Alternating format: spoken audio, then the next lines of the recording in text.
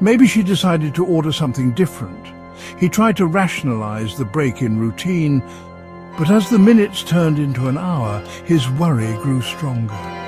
He couldn't shake the image of Mrs. Davis's trembling hand from the night before. He shared his concerns with Tony, the pizzeria owner. Tony, a man with a gruff exterior but a heart of gold, listened patiently. He told Mark not to worry. People change their routines, he said. Don't go looking for trouble. But Mark couldn't ignore the unease gnawing at him. He knew deep down that something was wrong. He decided to trust his gut. He told Tony he was going to check on Mrs. Davis. He wouldn't say anything about the pizza. He'd just make sure she was okay.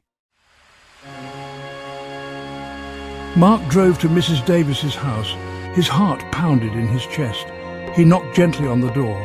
No answer. He knocked again, louder this time. Still nothing. He tried the doorknob. To his surprise, it was unlocked. He cautiously stepped inside, calling out, "Mrs. Davis, are you here?" The house was quiet, except for the faint hum of the refrigerator. He walked towards the living room, his heart sinking with each step, and then he saw her. Mrs. Davis was slumped on the floor, unconscious. Panic surged through him. He rushed to her side, checking for a pulse. It was faint, but it was there.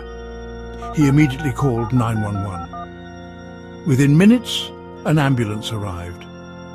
As the paramedics wheeled Mrs. Davis out on a stretcher, one of them turned to Mark and said, "You got here just in time.